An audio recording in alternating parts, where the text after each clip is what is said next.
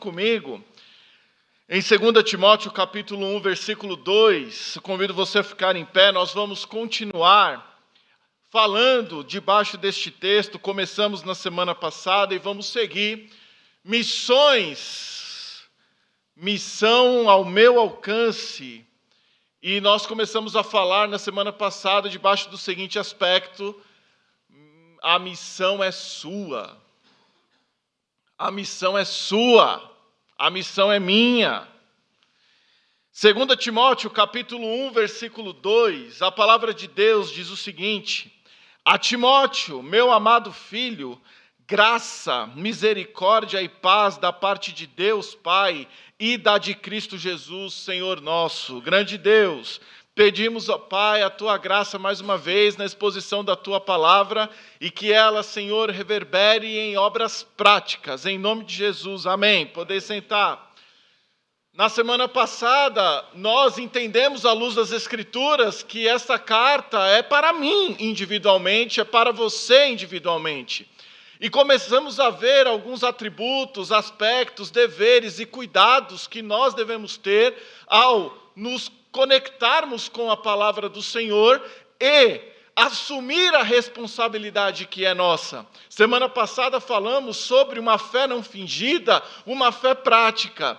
Também falamos sobre o espírito que recebemos, que não foi de medo, de temor, muito pelo contrário, mas foi de amor, fortaleza e equilíbrio. E foi lançado durante essa semana 2 desafios. O primeiro: você, a partir dos textos de Romanos 3, Romanos 5 e Romanos 10, evangelizar alguém. Eu não vou perguntar quem fez isso, porque Deus sabe quem fez isso. Na quarta-feira, o pastor lançou um desafio. E qual foi? Pegue um folheto e entregue para uma pessoa. Eu também não vou perguntar quem fez, porque Deus sabe quem fez. Deus sabe que eu fiz. Eu, essa semana, peguei o folheto na quarta, orei por uma pessoa, na quinta, entreguei para ele este folheto e disse para ele que eu estava orando por ele. Eu sei que o pastor fez. E você? Porque essa missão não é minha como pastor, não são dos pastores, mas não são apenas dos pastores, mas essa missão é sua, essa missão é minha. Você crê na palavra de Deus? Você ouve a palavra do Senhor? Você frutifica a palavra do Senhor? Seguindo na análise que estamos fazendo sobre essa carta ser para mim, lá no versículo 1 do capítulo 2, a palavra diz assim: tu, pois, meu filho, fortifica-te na graça que há em Cristo Jesus. E o que significa essa coisa de fortificar na graça? O que é graça? Graça, em um aspecto prático, é a ação de Deus por você, é o favor de Deus por você.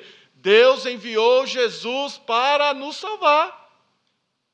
É a ação de Deus em você. Você se tornou nova criatura quando confessou Jesus como Senhor. Só que essa graça deve seguir através de você. E essa graça deve ser multiplicada. Aqui a minha palavra para os irmãos da transmissão. Ontem, a Sociedade de Homens foi no Acrer. E lá no Acrer, eles assistem os nossos cultos. Aliás, um abraço para todos aí. E um deles, há 3 meses, diante de uma mensagem que o pastor Ebenezer pregou, o pastor fez o convite, e lá, a pessoa disse: eu entrego minha vida a Jesus. E se tornou um crente. Através da transmissão, a mensagem está chegando longe. E pessoas têm se convertido. Essa vida nós soubemos. Mas também nós louvamos a Deus do mesmo jeito pelas vidas que nós não sabemos. E que nós descobriremos lá no céu. Porque a graça deve ser multiplicada. Essa ação de Deus deve ser multiplicada. A obra é enorme, exige muito de nós, exige do nosso tempo, do nosso intelecto, do nosso físico, da nossa vida. Mas, como nos diz 2 Coríntios, capítulo 4, versículo 15, porque tudo isso é para o bem de vós, para que a graça multiplicada por meio de muitos faça abundar em ação de graças para a glória de Deus. O Senhor é bom para você? A graça de Deus está sobre você? Essa graça deve ser multiplicada através da sua vida. É o que nos diz o versículo 2, o pastor já citou na quarta. E o que de mim, Paulo, entre muitas testemunhas ouviste, 2, Timóteo, confie a homens fiéis, para que Timóteo ensine a homens, para que estes homens ensinem a outros. É a graça de Deus, é o poder de Deus, é o evangelho de Deus, é a salvação de Jesus sendo multiplicada. Você crê na palavra de Deus? Você crê que isso aqui é verdade? Deixa eu te contar rapidinho aqui 3 histórias. A primeira, da nossa jovem Bianca. Bianca não acreditava em Deus, até que, insistentemente convidada por uma outra jovem, a Camila, ela foi em um acampamento da mocidade. Nesse acampamento, Bianca confessa Jesus como Senhor e disse que as provas da existência de Deus são irrefutáveis e confessa Jesus como Senhor. Bianca, então, passa a ser discipulada. Passou 2 anos no discipulado e o começo do discipulado, Bianca só falava 3 frases. Bianca, bom dia, tudo bem? Tudo. Você leu as escrituras essa semana? Sim. Semana que vem, de novo, amém. Só que o Senhor começou a atuar na vida dela, e começou a atuar, ela não orava em público, e começou a orar em público. E hoje, Bianca, que não acreditava em Deus, que foi discipulada, está discipulando 2 jovens. A graça de Deus sendo multiplicada. E é isso. E quem discipulou a Bianca está discipulando mais 2. Porque a graça de Deus deve ser multiplicada. Luana, uma outra jovem que tem vindo, confessou Jesus como Senhor no retiro da mocidade. 3 domingos atrás, a sua mãe confessou Jesus como Senhor. A graça de Deus sendo multiplicada. E na vigília da mocidade, a sua irmã orou confessando Jesus como Senhor. A graça de Deus sendo multiplicada. O nosso jovem Ailton, que se converteu também, não acreditava, já trouxe a sua mãe se converteu. A graça de Deus sendo multiplicada. Pastor, como é que eu faço para que essas verdades se tornem reais em minha vida? Coloque o seu coração diante do Senhor, coloque a sua vida para ser usada diante do Senhor, e a sua vida será usada. E você vai pregar. Pessoas chegarão ao conhecimento de Cristo pela ação do Espírito Santo. E a graça do Senhor, através da sua vida, será multiplicada. Creia na palavra de Deus. Você crê na palavra de Deus? E essa ação é maravilhosa. Jesus começou isso. O nosso Senhor e Salvador começou. Ele tinha muitos discípulos, mas ele ensinou a 12 a fazer discípulos. A instrução, o evangelho, a graça não pode parar em você. Não pode. Não, agora eu confessei Jesus como Senhor, eu vou para o céu, e os outros? Tadinhos, né? Aí vê o vídeo missionário, nossa, que bênção. Olha só que coisa linda, mas a graça do Senhor está retida em você? Não, o Senhor nos ordenou para que nós multipliquemos essa graça, porque fomos fortalecidos por ela. O Senhor não para de agir em nós. Não para. E fortalecidos na graça, diante das dificuldades, dos problemas que se surgem, fortalecidos nessa graça, nós seguimos. Seguimos agradando a Deus, amando ao Senhor, mostrando para o mundo que em Jesus há salvação, mostrando para o mundo que em Jesus há o amor verdadeiro, o amor genuíno, o amor que transforma vidas. É a graça do Senhor sendo multiplicada através de você. Fortifica-te nessa graça e transmita a outros para transmitirem a outros, para transmitirem a outros. É assim que uma família muda. É assim que uma pessoa muda. É assim que um bairro muda. É com o poder do Evangelho de Jesus. E na quinta-feira, quando eu entreguei o folheto para o seu Jackson, ele disse assim para mim. Ele falou, você orou por mim? Falei, eu orei pelo Senhor. E eu sempre brinco muito com ele. E eu falei, eu orei pelo Senhor ontem. Mas você orou por mim? Eu falei, seu Jackson, eu orei pelo Senhor. Aí ele, não, eu vou ler. Leia, e o Senhor é muito precioso para Jesus, porque o folheto estava lá, quanto vale a sua alma? A graça não pode ficar presa em você.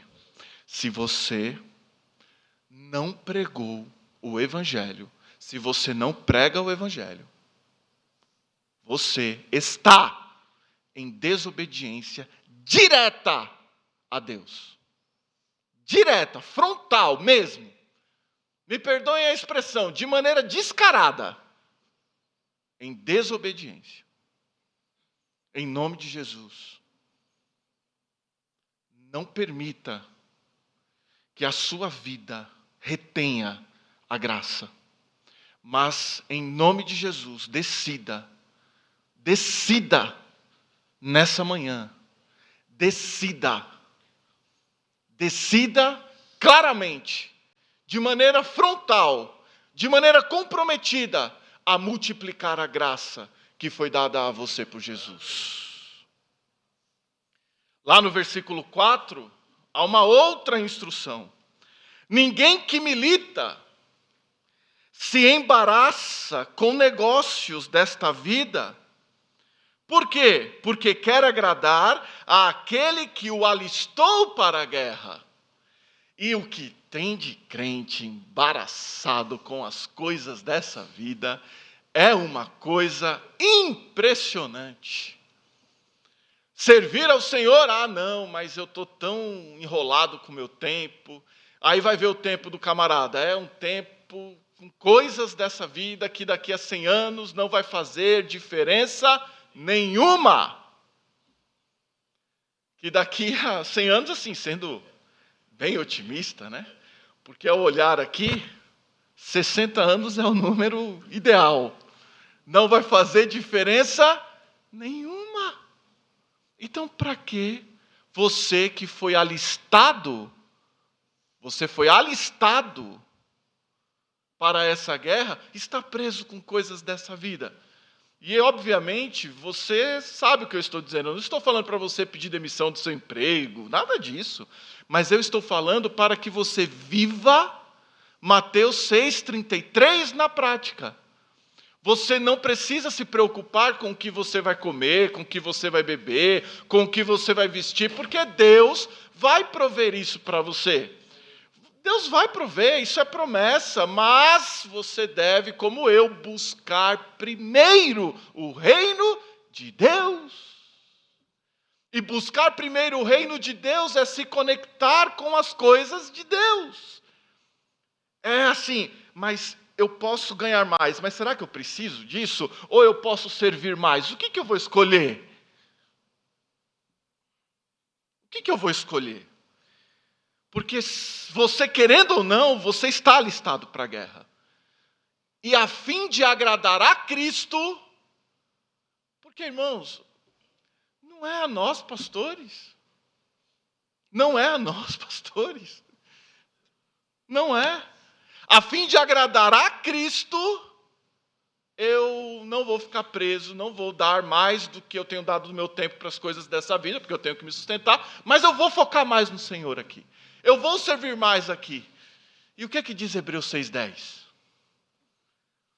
Deus não é injusto para se esquecer das obras feitas pelas suas mãos com amor. O seu chefe ou o seu funcionário vai esquecer de coisas que você fez por ele. Mas assim, sem dúvida, vai esquecer. Mas o Senhor não esquece. E eu posso dizer, meu chefe é Jesus Cristo. E ele não se esquece. Não se esquece. Então, em nome de Jesus, vamos focar naquilo que realmente importa, irmãos. Em nome de Jesus. Porque o atleta, e o texto vai seguir dizendo isso, ele vai renunciar a coisas. E a gente tem que renunciar mesmo. Nós temos que renunciar mesmo. As pessoas precisam ouvir do Evangelho de Jesus. Neste tempo que já estou no seminário, eu me lembro de uma aluna que era aquela empolgação. Porque você é missionário, não sei o quê. E hoje presa a coisas dessa vida, tentando buscar, e nem na igreja está hoje. Porque desviou o foco de sua vida para coisas que passam. Para ouro e prata que deixam de existir. Nós estamos envolvidos em algo muito maior. O Evangelho de Jesus. Como o Evangelho é lindo. Como o Evangelho é maravilhoso. Como o Evangelho é grandioso. Como aquela ideia que Jesus implementou há mais de 2000 anos atrás, perdura até hoje, e nós fazemos parte dessa história linda. Por isso que devemos multiplicar, e não devemos nos embaraçar com coisas dessa vida. Eu nunca me esqueci, a aula de teologia pastoral, o pastor Josué comentando sobre um pastor que decidiu cursar direito para atender os irmãos da igreja. E começou assim. E o pastor Josué nos compartilhava ali na aula que o escritório começou a crescer porque ele era uma pessoa comprometida. Então ele fazia bem feito, começou a crescer, e chegou um ponto em que ele já estava meio período na igreja, ele já não atendia mais os irmãos, e aí uma senhorinha, crente, aquelas mulheres de oração, ela chegou para esse pastor e falou assim: pastor, volta. E o pastor Josué comentava que ele não voltou. E no final de sua vida, amargurado, disse: que escolha errada eu fiz. Morava numa casa enorme, tinha o carro de última geração, mas ele disse: que escolha horrível eu fiz. Se eu pudesse voltar atrás. Pessoas passam por nós e nós devemos pregar. Nós devemos pregar. Por último, nessa manhã, lá no versículo 8 do capítulo 2, diz assim: lembra-te de que Jesus Cristo, que é da descendência de Davi, ressuscitou dentre os mortos, segundo o meu evangelho. Por isso sofro trabalhos e até prisões como malfeitor, mas a palavra de Deus não está presa. Agora, lembra-te de Jesus. Tudo o que fazemos é para Jesus. O mandamento é de Jesus. A salvação é oferecida por Jesus. Então nós devemos entender que tudo o que fazemos é para Cristo. Quando você está pregando o Evangelho ao perdido, você está fazendo algo que Cristo mandou fazer. E essa missão é sua, não há como você e eu escaparmos disso. Nós temos que nos lembrar de Cristo, da autoridade de Cristo, do poder de Cristo, da ordem de Cristo, Nós temos que nos lembrar o tempo todo. Você que, dado o seu tempo para a obra do Senhor, você não está agradando a homens, mas você está agradando a Cristo. Então é a Cristo que nós prestaremos contas. É a Cristo. É ao Senhor. Então, em nome de Jesus, vamos deixar as coisas supérfluas de lado. Porque Cristo, o dono da igreja, está olhando para cada um de nós. E em nome de Jesus, irmãos, vamos ouvir a palavra de Deus. Crer na palavra de Deus. Você acredita na Bíblia? E vamos, em nome de Jesus, fazer com que essa palavra seja multiplicada através das nossas vidas. Palavra de salvação. A responsabilidade que temos é com Cristo. E por isso nós devemos suportar tudo por Cristo. Tudo. Às vezes uma palavra chega atravessada, não, vou deixar de vir à igreja, vou deixar de servir. Nós estamos aqui por Cristo. Nós adoramos a Cristo. O dono da igreja é Cristo. A obra é de Cristo. A palavra é de Cristo. O nosso Senhor é Cristo. Então vamos viver dessa forma, em nome de Jesus. Domingo que vem, continuamos com a graça do Senhor. Que Deus nos abençoe e que possamos ser instrumentos da multiplicação dessa graça maravilhosa. Que Deus os abençoe.